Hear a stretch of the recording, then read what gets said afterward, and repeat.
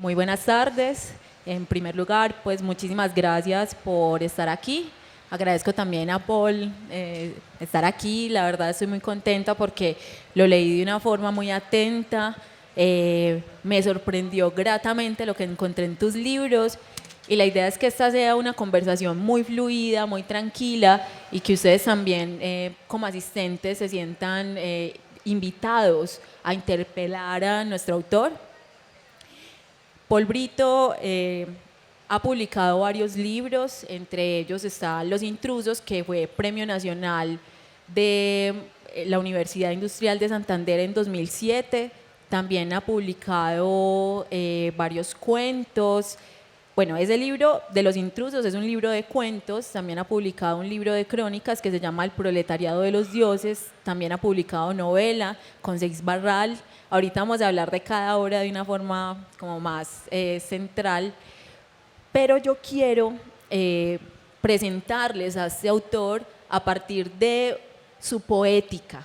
¿Cómo así de su poética?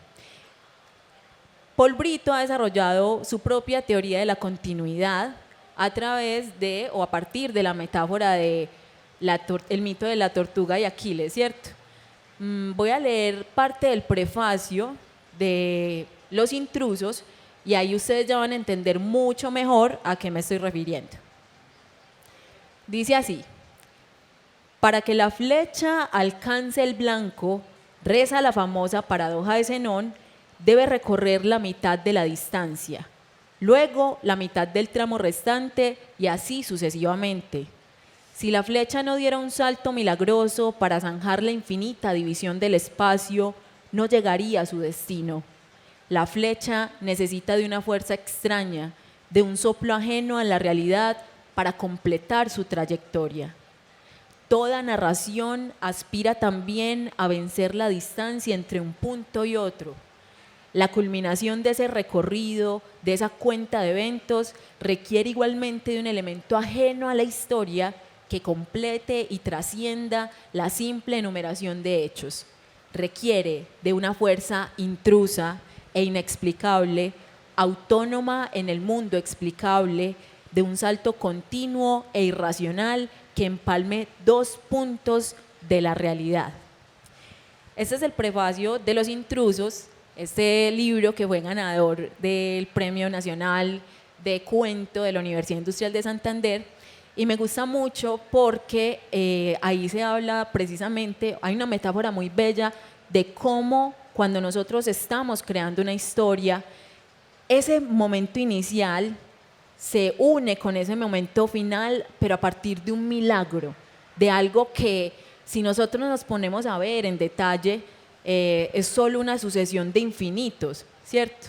Entonces, Paul, me gustaría preguntarte más sobre ese libro de Los Intrusos, sobre cómo empezaste como a idear tu propia teoría de la continuidad en la ficción. Buenas tardes. Sí, fíjate que me han entrevistado antes y no han cogido el toro por los cuernos. Yo creo que ya de una agarraste como el punto que creo que puede ser el más importante que yo personalmente busco cuando escribo, y es esa idea del tiempo, el tiempo como una línea continua y milagrosa entre dos puntos. Si uno se pone a analizar, no hay forma de zanjar una distancia si uno no está zanjando el infinito que hay entre esas dos unidades. Entonces eso siempre me ha parecido intrigante y la gente va por ahí caminando, zanjando el infinito y pareciera no darse cuenta. Entonces yo creo que el escritor es la persona que le señala esa maravilla cotidiana al lector. Le dice, mira, lo difícil no es que Aquiles alcance a la tortuga. Lo difícil, lo extraño es que logre alcanzarla.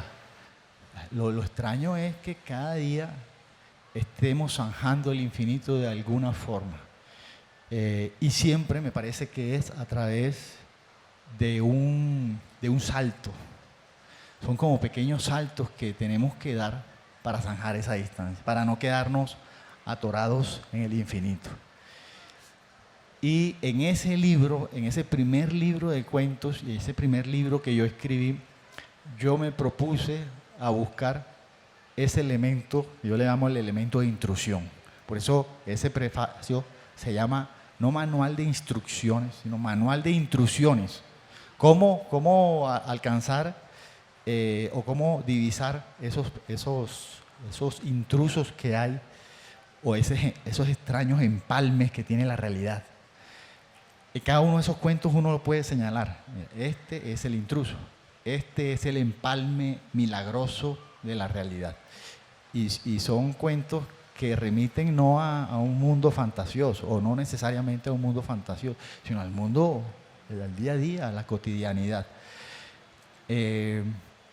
Temo que luego de ese libro, por eso me concentré en esa paradoja, la paradoja de Zenón, la paradoja de Aquiles y la tortuga, que son 101 variaciones, 101 formas de alcanzar a la tortuga, de alcanzar el infinito, de zanjarlo. Entonces hay un juego allí con esa carrera, con esos dos personajes en esa extraña carrera, que es la carrera de todos, porque todos estamos también persiguiendo algo que nunca vamos a alcanzar, sin darnos cuenta que todos los días la estamos zanjando de una u otra forma. Pero a mí me gustaría que, como somos un público tan diverso, nos explicaras un poquito más sobre la historia de Aquiles y la tortuga para que, digamos, varios aterricen un tanto más a lo que te refieres. La mejor forma de explicar la paradoja de Aquiles y la tortuga es a través de otra paradoja de Zenón, que es más sencilla, la de la flecha.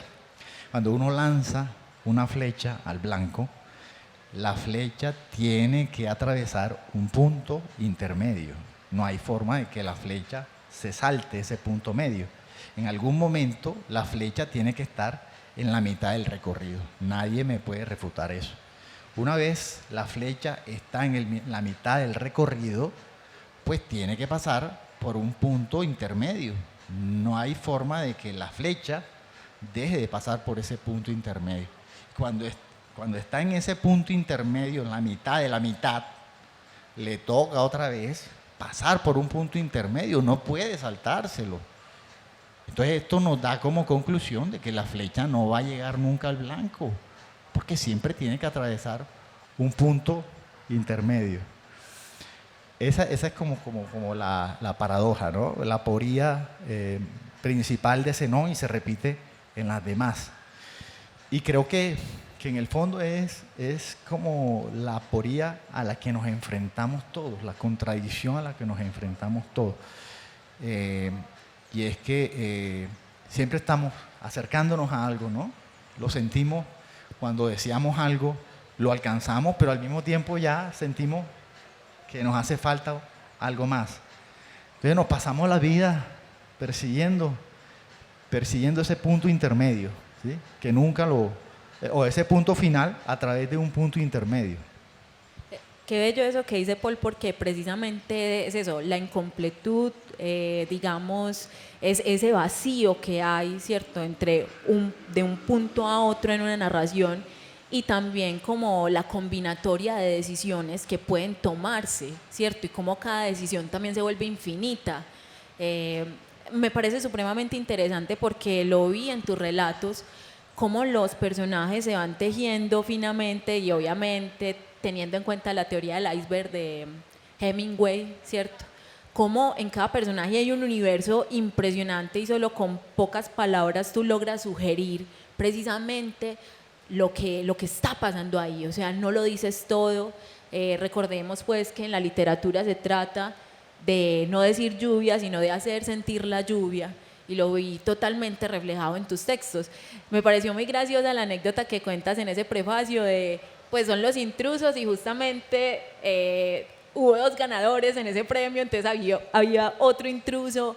Entonces contanos un poquito sobre la publicación de ese libro, fue tu primer libro publicado, y cómo fue también la creación. Sí, porque ahora que uno le toca como explicar esa poética, le toca volverse un poco abstracto, pero en realidad yo no tengo eh, ningún pasaje abstracto en mis libros. Todo lo que yo escribo es siempre relativo a un evento cotidiano y a unas personas de carne y hueso. Me causó mucha gracia a mí también que gané ese concurso de la UIS con un libro que se titula Los Intrusos, y cuando yo estaba festejando como un loco el premio, me escribieron de nuevo a decirme que yo no era el único ganador, que tenía que compartir el premio con otro primer ganador. Entonces, tanto hablar de Los Intrusos y se me metió un intruso en el premio. Le tuve que dar la mitad del botín. Lo gracioso fue también que ese intruso, como los intrusos del libro, me desencadenó otra historia. De hecho, ese intruso fue el motivo por el que yo escribí mi segundo libro. Fíjate que ya no solamente fue el detonante de un cuento, sino el detonante de todo un nuevo libro, porque el otro ganador es Guillermo Bustamante Zamudio, que es un gran, yo diría que el mejor minicuentista que tiene el país. Y en la premiación me regaló su libro. Su libro se titula Oficios de Noé, que son 64 minicuentos, todos sobre la historia del arca. Entonces era justamente lo que yo estaba buscando, un formato de textos muy cortos que suprimieran el argumento y me ayudaran a enfocarme en una sola idea. Y era lo que yo quería hacer con la paradoja de Aquiles y la tortuga, pero no le encontraba la forma al hacerlo con cuentos. Al encontrar este formato de los minicuentos, de una comencé a escribir estos 101 pequeños minicuentos, todos alrededor de la paradoja de la tortuga. De hecho, el último no está numerado y se titula La Tortuga 101, para alcanzar ese último que se llama La Tortuga. Me gusta mucho lo que dices porque vemos en vos, digamos, un escritor muy versátil. Como dije en un principio, no solo es un escritor de cuentos, sino también de microrrelatos. Este último libro al que se refiere precisamente son microrrelatos que, por cierto, yo lo sentí muy poéticos. Hubo momentos en los que sentí que estaba leyendo prosa poética prácticamente. Entonces quería hacerte esa pregunta. Pero antes de hacerte la pregunta, entre como esa excisión que puede haber entre la prosa poética y el microrrelato en ocasiones, me gustaría de pronto comentarte algo. Cuando estaba leyendo uno de los cuentos de Los Intrusos, estaba el oficio de escribir, que prácticamente me acordé mucho de Kurt Vonnegut, que tiene un ejercicio de escritura creativa que es escribir la versión extrema de uno mismo, ¿cierto? En este cuento es precisamente un personaje que no puede parar de escribir. Prácticamente es una grafomanía, ¿cierto? Excesiva, es una cosa que no puede tener su mano. Entonces esto se va como al extremo, pero logras desarrollarlo de una forma muy graciosa, pues muy inteligente también, porque eso es otra cosa que hay que resaltar en Poli, es el humor. Cuando empecé también a leer ese primer relato con Superman, y ya como, ¿what? Superman, y empiezas a coger como toda esa mitología y empieza a pasar algo ahí muy interesante. Entonces, quería hacer este énfasis en el oficio de escritor porque quería preguntarte, ¿tú te consideras grafómano? O sea, ¿cómo es ese proceso de escritura tuyo? Bueno, mira, ese cuento quizás es el más biográfico del libro, porque la manera como yo comencé a escribir fue esa. Era como un torrente que yo no podía controlar. Yo recuerdo que llegaba a la universidad, yo estaba estudiando ingeniería industrial, no tenía nada que ver, y yo llegaba antes porque hacía transporte escolar, y llegaba como media hora antes de mi primera clase. Y yo comenzaba a leer. Yo traté de ser lector primero, pero la escritura no me dejaba. O sea, yo cuando escribí mis primeros cuentos no había podido terminar de leer mi primer libro, porque yo cogía un cuento y de un cuento, por ejemplo, me acuerdo que me leía Los amores difíciles de Ítalo Calvino, las aventuras, aventura del lector, aventura del bañista, y yo no podía leer la primera línea de Calvino porque de una se me ocurría una historia y comenzaba a escribir sin parar, y ya tenía que ir a clases y nada, me quedaba allí escribiendo en medio del bullicio, había mucha más bulla que aquí. Sin embargo, no podía parar, estaba concentrado, volcado totalmente en eso. Y incluso me pasó una vez eso, que llegué a la clase escribiendo y el profesor me decía que dejara de escribir, yo no podía dejar de escribir. Y el profesor hasta intentó quitarme el bolígrafo y yo estaba pegado al bolígrafo. Ya, tuve problemas con eso. Luego me pasó que se me calmó un poco ese ímpetu. Y incluso yo creo que hasta yo mismo me lo frené, porque yo decía, si yo sigo así, escribiendo de esta forma tan desaforada, voy hasta terminar escribiendo un libro de 1000 páginas cada 6 meses y no va a tener ninguna calidad. Entonces tuve yo mismo que agarrar las riendas y tratar de moderarme un poco y reflexionar un poco sobre lo que estaba escribiendo. No sé si fue bueno, yo creo que debí seguir escribiendo así a la loca, dejando que se plasmaran, que se escribieran las historias por sí mismas. De hecho, últimamente estoy tratando de retomar eso. Es distinto retomarlo ahora cuando ya tengo todo un camino de autocrítica que en ese tiempo. En ese tiempo escribía muchas cosas y muchas cosas se iban directamente a la basura, ¿sí?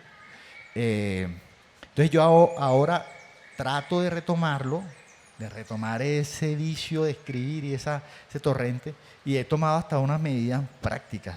Yo no uso WhatsApp, yo me he resistido al WhatsApp. Por ahí me están mirando como, ¿cómo así? Este tipo, ¿cómo vive sin WhatsApp? Yo vivo sin WhatsApp, soy feliz. Síganme. No, mentira. En serio, yo he encontrado una tranquilidad hasta espiritual de no usar, y no uso Messenger tampoco en el celular. El celular nada más me pueden llamar. Cuando sea urgente, llámeme. Si no, ni me llame. Y luego he tenido he incluso tenido que aplicarme una medida más severa, y es que yo antes podía desconectarme el internet en la casa, pero el internet cada vez se ha vuelto más invasivo. Incluso ahora no se puede poner la televisión sin que esté conectado el internet. Entonces es como una obligación tener internet en la casa. Entonces, yo pago una aplicación anual que me restringe el internet. Se llama Freedom y es la cosa más maravillosa que puede tener un escritor. Yo todas las mañanas a las 7:30 de la mañana reviso lo que tengo que revisar y me pongo 5 horas sin internet, me castigo. Y duro 5 horas concentrado, escribiendo, leyendo, y tengo que sacar, no sé, ya tengo incluso una cuota diaria que tengo que sacar. A veces no la cumplo y me duermo con remordimientos, pero trato de cumplir esa cuota diaria. Y siento que cada vez que me someto a esa disciplina, cada vez es más amable conmigo, cada vez la siento menos como una imposición. No, y esto se nota porque precisamente cuando uno lee tus relatos, uno ve que hay un proceso de corrección muy agudo. Es más, pues yo hago corrección de estilo, ¿cierto? Entonces no veo palabras repetidas, veo puros marcadores textuales diferentes, veo frases cortas, contundentes, un lenguaje súper claro. Esa es otra cosa que resalto mucho de la narrativa de Paul, y es precisamente esa claridad en el lenguaje. Uno se sigue y luego vas encabalgando al lector, prácticamente hay un encabalgamiento de las ideas muy, muy, muy fluido. Entonces se ve ese proceso de corrección, es evidente, cosa que sí, como te dije pues anteriormente, me sorprendió gratamente, y también es como una invitación para que ustedes se sientan llamados a leerlo. Bueno, entonces con respecto a eso, hay un relato que me encantó, que fue precisamente el de las gemelas, con Hernanda, que es esta mujer que cuidaba un par de gemelas, ¿cierto?, cuando eran chiquitas, y que ya cuando Hernanda envejeció y las gemelas estaban estudiando en otra parte, pues Neila, que era la mamá de las gemelas, tuvo que empezar a ver por Hernanda, que por cierto tenía un pie gangrenado y bueno, ahí se genera un conflicto. En cada uno de tus relatos hay un conflicto muy interesante en donde hay dos fuerzas que se contraponen de igual manera y las dos son súper importantes, ¿cierto? Es prácticamente a veces leer una tragedia griega, o sea, literal.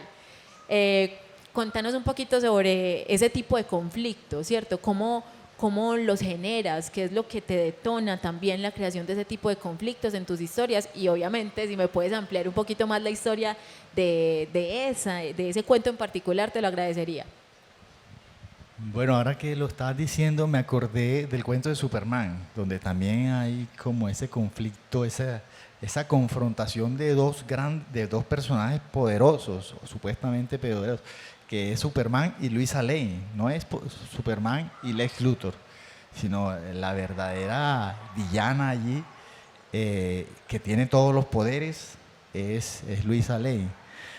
Entonces sí, puede ser que yo trato de buscar como esos dos grandes poderes absolutos que se enfrentan y yo trato de registrar esa explosión de los dos personajes. En el caso ese de La Intrusa, que me atreví a ponerle ese título, creo que primero se titulaba Los Intrusos, pero yo me di cuenta que el libro en ningún lado decía intruso, intrusa. Yo dije, no, voy a respetar que el libro no dice intrusos por ningún lado, o sea, la palabra intrusos, y le cambio el título a La Intrusa, que fue atrevido de mi parte porque hay un gran cuento de Borges que se titula así.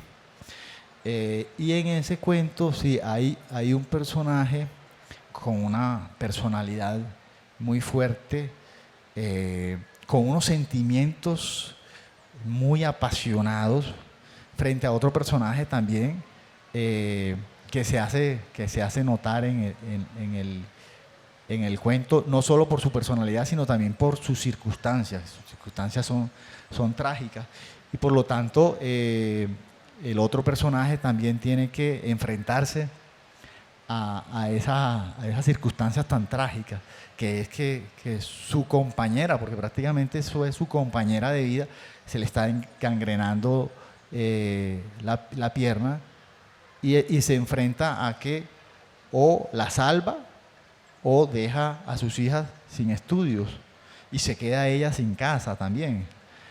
Entonces, ahí está como ese odio visceral que se desborda en esa situación. Y nosotros también en la vida cotidiana nos damos cuenta que los sentimientos son distintos en condiciones normales que en condiciones extremas. En condiciones extremas las cosas cambian totalmente. Hace días me veía una película donde un personaje le decía al otro, es muy fácil tener esos ideales en una situación normal, pero en una situación anormal, ahí es cuando se asoma tu verdadera cara.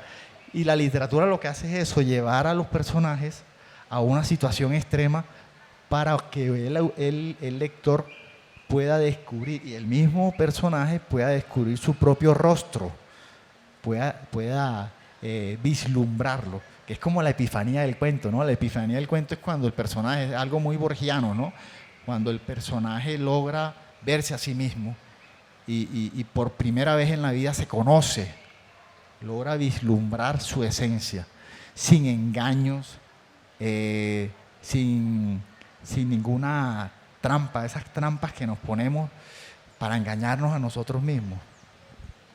No, y eso que dices es muy importante. No se me ha olvidado la pregunta sobre la cuestión de la prosa poética y el microrrelato, pero es que me dices cosas y esto que me acabas de decir me da para hablar sobre un tema muy importante y es la cuestión de la voz propia. Me acordé mucho de Liliana Hecker, que es esta gran narradora argentina que habla sobre la cuestión de la voz propia, pero no es la voz propia del escritor, sino la voz de los personajes. ¿Cómo haces entonces para crear tono y timbre en los personajes de una forma tan adecuada?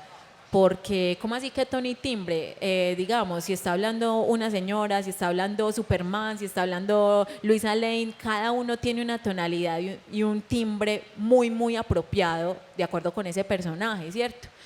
Mm, Eso no siempre es fácil de lograr, y más en las narraciones. Uno se da cuenta que una narración, por ejemplo, es un tanto artificiosa cuando el tono y el timbre no se logran, ¿cierto? Cuando ponen a hablar a un niño como si fuera un adulto, cuando ponen a hablar a alguien, por ejemplo, de un estrato súper alto, un personaje de un estrato súper alto como si perteneciera, digamos, a otro estrato.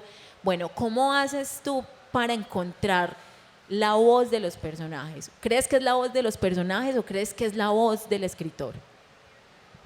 Sí, esa pregunta parece muy interesante porque a la vez creo que es el momento que uno busca cuando escribe. Cuando uno escribe busca precisamente salir de uno mismo, dejar de ser uno mismo, dejar de estar encarcelado por sus propios prejuicios, por su propia forma de ver el mundo, comenzar a verla con la mirada de otro. Es un ejercicio que incluso deberíamos hacer todos, independientemente de si somos escritores o no.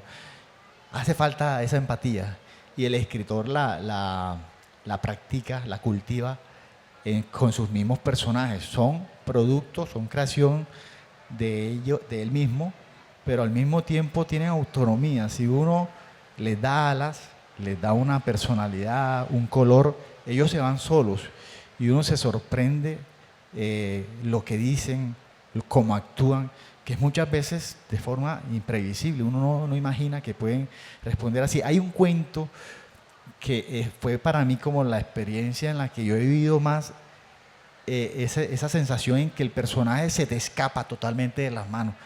Ya no eres tú el que está hablando. El de Nanana, la voluntad de Nanana, yo lo escribí como si me lo estuvieran dictando, porque cada cosa que decía Nanana yo no la decía, te lo juro que yo no lo decía, lo decía el personaje y yo me reía. Oye, las ocurrencias que tiene, pero como si no fueran mías, en realidad no las sentía mías y cada vez me sorprendía más de lo que ella iba diciendo. Y al final incluso, y voy a dar un spoiler, el final el personaje debía morirse. Y al personaje él no le dio la gana de morirse. Él mismo lo dice allí y me lo dice a mí en la cara. Me dice, ahora no me muero. O sea, me lo dice en la cara ahí a los lectores, a su familia y de paso me lo dice a mí. Porque yo la iba a matar en el cuento, pero ella no se dejó matar. Yo no me muero, no me da la gana, soy yo, no eres tú.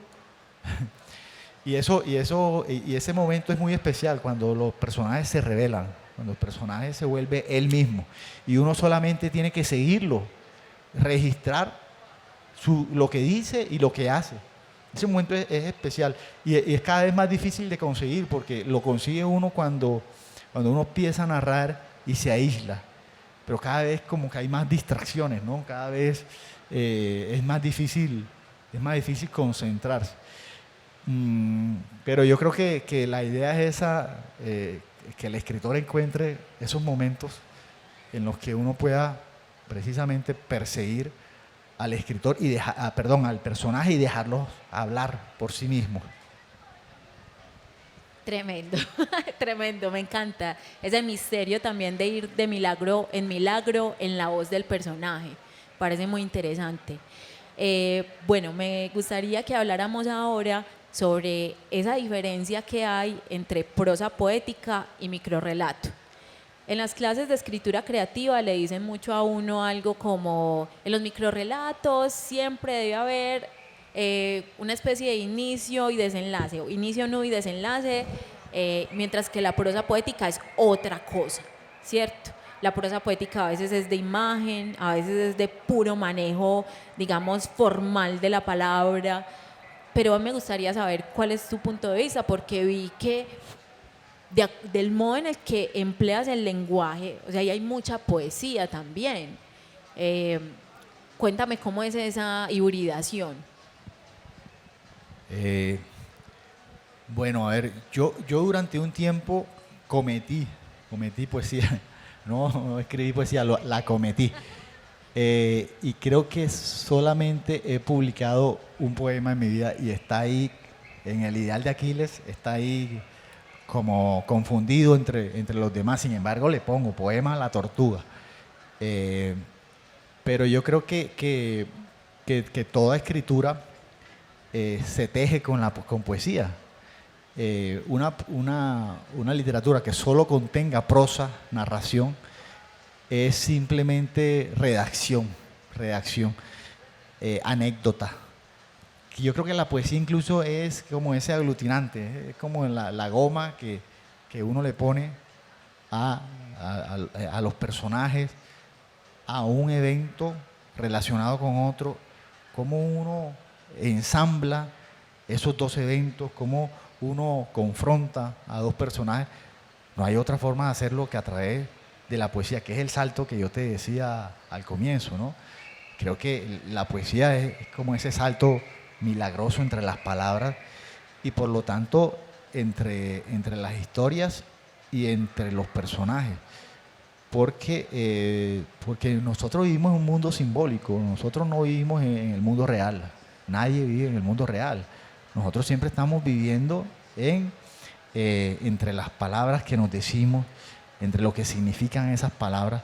Siempre estamos buscando un significado, un sentido. O sea, todo lo que hacemos, o sea, nosotros caminamos hacia algún lugar, luego programamos lo que vamos a hacer al día siguiente de acuerdo a lo que significa para nosotros y de acuerdo a cómo lo podamos narrar.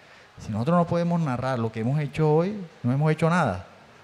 ¿Sí me explico? Entonces, la forma que tiene el ser humano de apropiarse, de apropiar su realidad, es a través de las palabras. Y sin ese aglutinante, sin ese enlace permanente de la poesía, no lo podemos hacer. Yo me asombro a veces quedándome en una esquina de Barranquilla y escuchando a cualquier persona hablando. O sea, las personas están llenas, su voz, su lenguaje está lleno de poesía, está lleno de símbolos, y a veces de una forma que me sorprende. Yo siempre estoy absorbiendo eso. Hace poco, por ejemplo, me enteré que en Barranquilla le llaman cuello rojo a los gringos. Cuello rojo. Oye, qué capacidad de nombrar las cosas, ¿sí? A mí no se me hubiera ocurrido. Me parece magistral. Cuello rojo a un gringo. Y así encuentras tú hasta los nombres de los virus son distintos. Cada nombre de un virus es magistral. Hace unos días estaba leyendo una columna de Juan Esteban Constaín sobre lo magistral que somos los colombianos para poner apodos. Hay unos apodos, Labomatic, a un matón, Bobo Grande, una serie de pero algunos que parecen hechos como en un momento de inspiración. Incluso Juan Esteban Constaín dicen que somos mejores incluso que los mexicanos para poner apodo, y pone unos ejemplos allí que son tremendos. Y así con todo, ¿no? El antioqueño también. El antioqueño tiene una labia, tiene una forma de apropiarse del mundo que también siempre me ha asombrado. Y pues sí, yo creo que la poesía no es esa cosa que uno ve allí adornando las cosas, no, la poesía es algo más. Mira, el mejor verso del vallenato es una poesía sencilla, pero magistral. Solo me queda el recuerdo de tu voz, como ave que canta en la selva y no se ve. Como ave que canta en la selva y no se ve. Él no tuvo que adornar las palabras, buscar flores y no sé. No. Él simplemente escuchó en la selva y se dio cuenta de que nunca encontraba a ese pájaro que cantaba tan lindo y lo relacionó con la voz perdida de su amante. Esa analogía es pura poesía. Y esa imagen auditiva del ave que está cantando y tú nunca lo ves en la selva. ¿Cómo se lo apropia alguien? Es poesía, y esa poesía la encuentra uno en el día a día. No podemos vivir sin poesía. No. mala o buena poesía siempre está ahí. Bueno, eso es genial, me gusta mucho lo que dices, me recuerda a una de las palabras de Ezra Pound que decía que el poema es un artefacto hecho de palabras en donde el lenguaje ha sido cargado con la máxima cantidad de energía. Muy Entonces, bueno eso. es lo que dices, el universo es lo que ocurre entre palabra y palabra, ¿cierto? También en esa medida.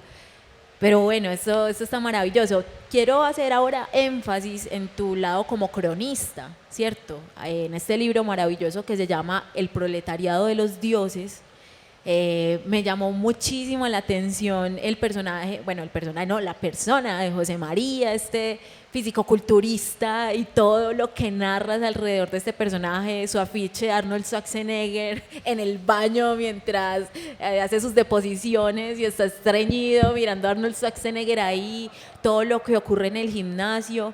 Me gustaría que nos contaras un poco más, ya sabiendo que tenemos como pocos minutos para empezar con las preguntas del público, que por cierto vayan pensando sus preguntas, sus intervenciones. La idea es que pues tenemos acá a Paul, aprovechémoslo. Entonces cuéntame un poco por qué optaste por la crónica. Sí, bueno, yo siempre he visto la literatura como un juego, ¿cierto? Siempre lo he visto como un juego, entonces cada género que me he encontrado es como un juguete nuevo.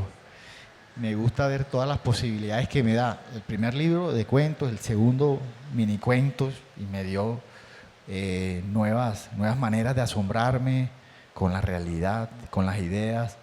Luego traté de escribir una novela en forma de cuentos también, y eso me dio nuevas posibilidades. Pero me notaba que me resultaba difícil incluir reflexiones dentro de lo narrativo. Y ya yo venía escribiendo periodismo y encontré en el formato de la crónica una manera de escribir ensayos narrativos, ¿sí? O narraciones reflexionadas.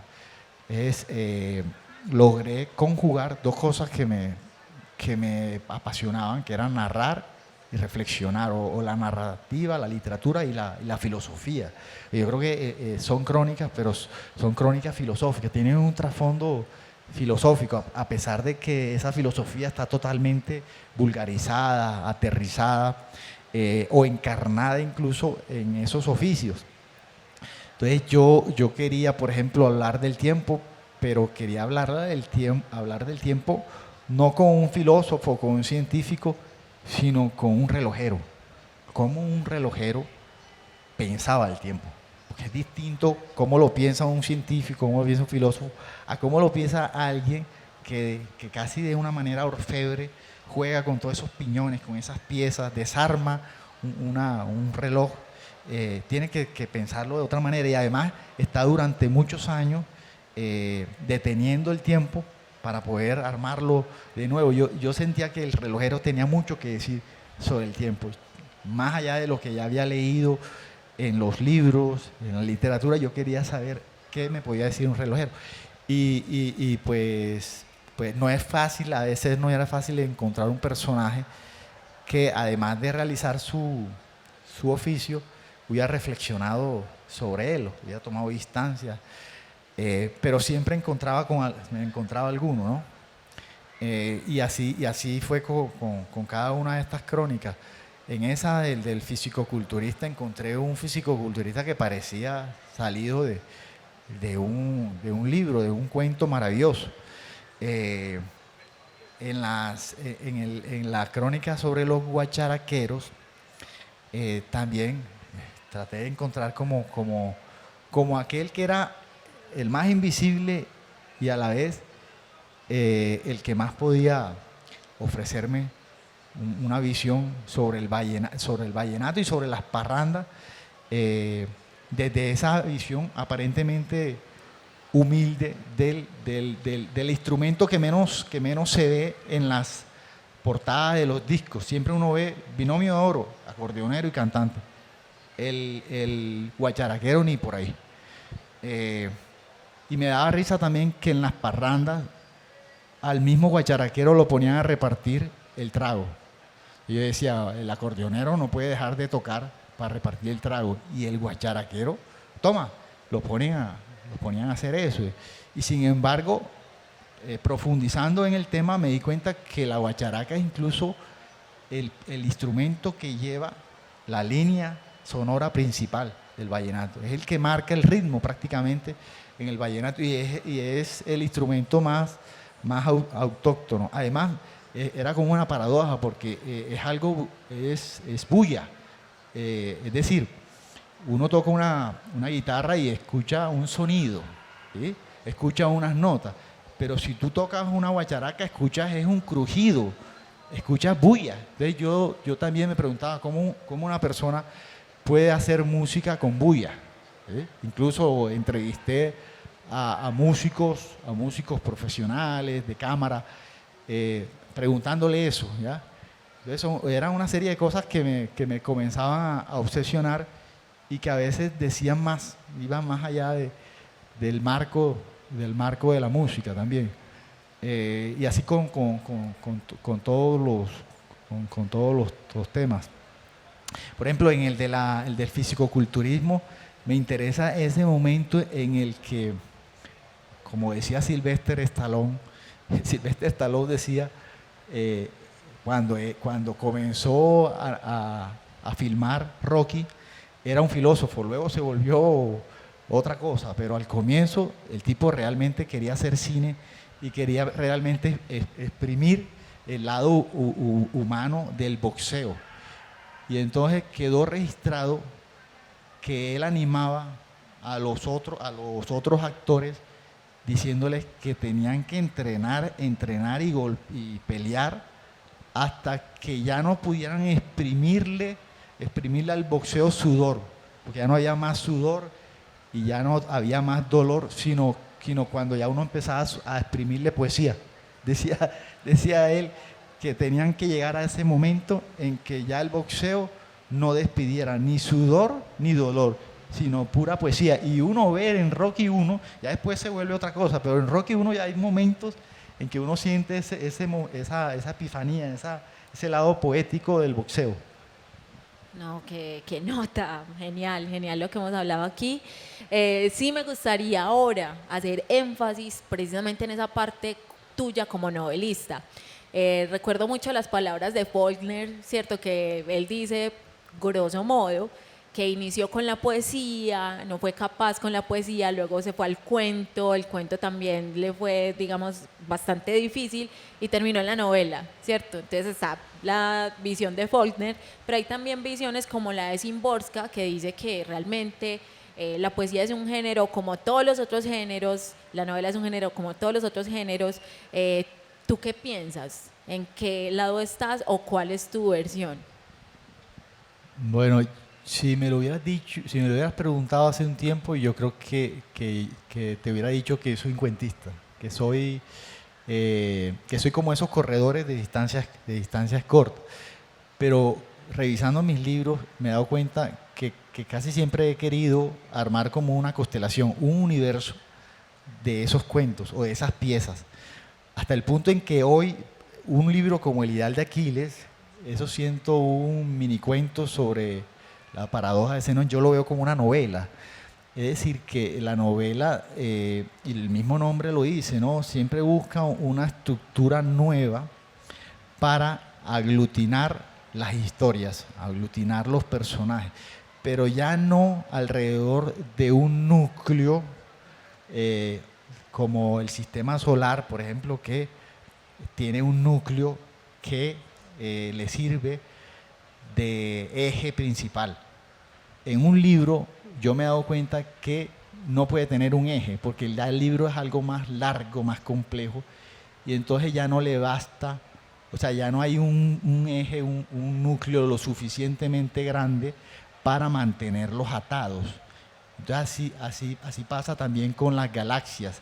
Las galaxias, no hay ningún sol que sea tan grande para mantener esa masa de sistemas planetarios orbitando alrededor de ella. Entonces necesita un agujero negro. Todas las galaxias tienen en su centro un inmenso agujero negro, que es lo que ayuda a que se mantengan unidos. Entonces, yo he visto que los libros tienen esa vocación de galaxia. Necesitan una intuición muy oscura, un agujero negro que las mantenga concéntricas.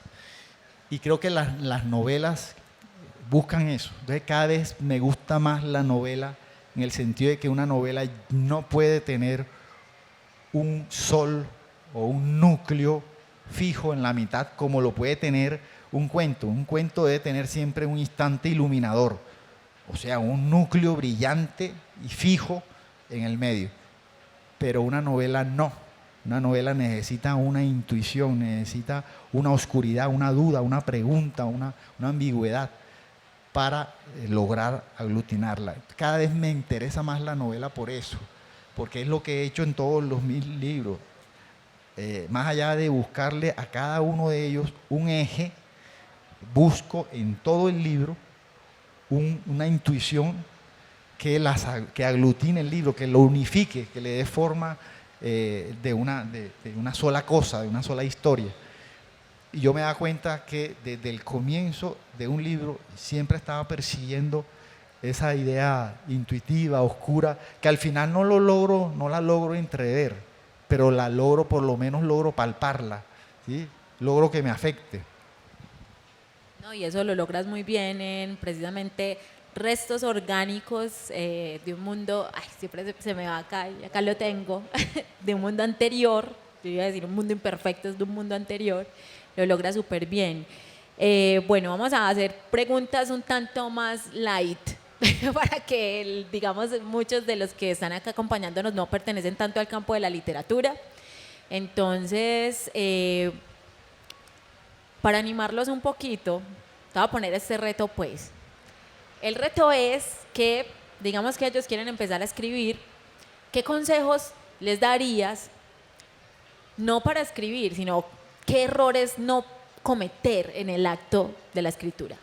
¿Qué errores no se deben cometer cuando uno está escribiendo un texto?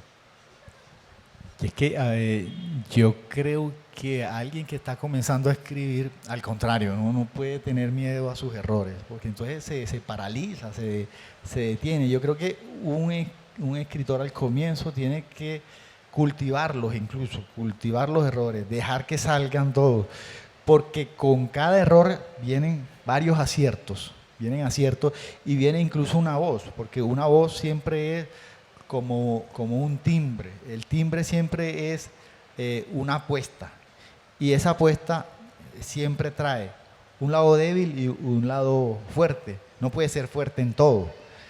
Entonces, si uno comienza a buscar una voz y elimina todos los errores que uno encuentra, entonces se queda también sin su propio color, sin su propio tono.